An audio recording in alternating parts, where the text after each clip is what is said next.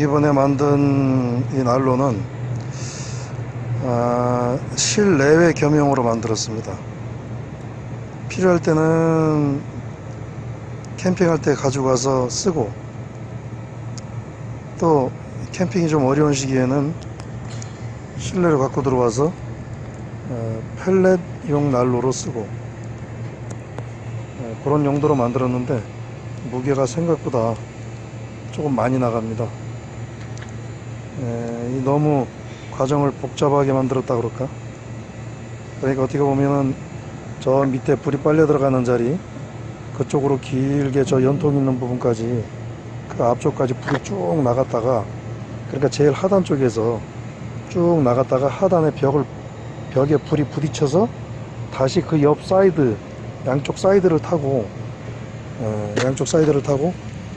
요쪽으로 이렇게 올라옵니다. 올라와서 타고 넘어서 저 위에 상판으로 쭉 나가다가 양쪽에 열 지연판, 그러니까 불막이, 일종의 그 불막이 판 거기를 부딪혀서 다시 불길이 모여가지고 저쪽 그 연통을 타고 마지막에 올라가는 그런 구조로 만들었죠. 그러니까 총 한 번, 두 번, 세 번, 네 번, 5번 타는 거네요. 총 5번이 타게끔 그렇게 만들었고, 장작으로 뗄 때는 5번인데 펠렛으로 떼게 되면은 4번을 불길이 돌아서 나가는 그런 과정을 거치게 됩니다. 이제 아무래도 이렇게 복잡하게 난로를 구조를 만들다 보면 저기 있는 저 연통을 좀 크게 만들어야 됩니다. 사이즈를 한 110에서 한 150까지 사이즈를 크게 만들어서 이게 불이 빨려 나가는 힘이 좋게끔 그렇게 만들어야 되는데, 그렇게 하다 보면 뭐 또 댐퍼도 만들어야 되고 여러 가지 좀 복잡한 과정이 있기 때문에 그냥 연통을 80mm로 작은 연통으로 만들게 됐습니다.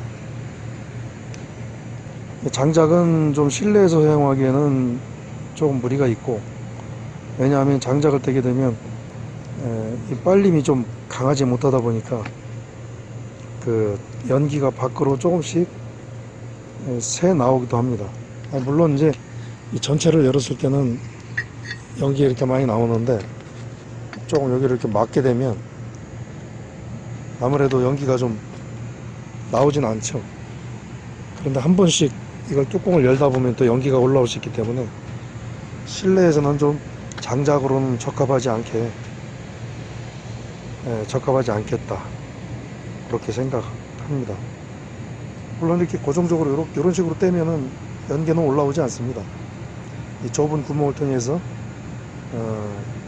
공기가 강하게 빨려 들어가니까 연기가 위로 올라올 틈은 없죠. 그래서 저기 보면 펠렛통이 있는데, 이 펠렛통에다가 펠렛을 채워서 떼게 되면은, 펠렛은 나무가 위까지 좀 타는 적은 없고, 밑에서만 계속 앞에서 바람이 치면서 밑으로만 타니까 장작에 비해서 열은 조금 덜 나겠지만, 그래도 열이 한 400도, 화구 쪽에서는 한 400도, 강할 때는 500도까지 열이 올라옵니다. 기존에 이제 그 스토브 용도로 만들었던 그 난로 같은 경우는 이 위에 상판 열이 강해서 이 위에다가 삼겹살판이나 이런 걸 올려놓고 고기를 굽게 되면 열판이 한 5분 이내로 달궈지는데, 이 위에다가 지금 삼겹살을 굽려면은 시간이 좀 걸립니다. 불길이 한참 돌고 돌아서 나와서 마지막에 약해진 불길이 올라오기 때문에 아무래도 좀 오랫동안 달궈야 삼겹살 정도로 구울 수 있게 되고, 그리고 여기 이게 오븐 같은 경우는, 오븐은 열이 쓸 때는 한 400도까지 올라가더라고요. 이게 오븐 같은 경우는 이렇게 열어놓고 뭘 굽더라도 구워야, 안 그러면 깜빡하면 다 태워 먹어버립니다.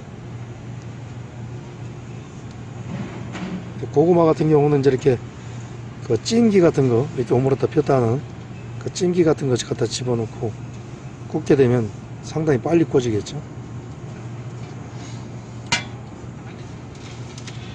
애 좀 먹었습니다. 이렇게 만드는데 머리도 복잡하게 좀 썼어야 되고 비교적 만족하는데 들고 다니기에는 조금 기존에 만들었던 그 스토브의 한 무게가 한 1.5배? 네, 그 정도 무게입니다. 힘없는 여자는 들지를 못해. 힘이 센 좀 그 남성이 좀 들어야, 성인 남자가 좀 들어야 들 수 있을까?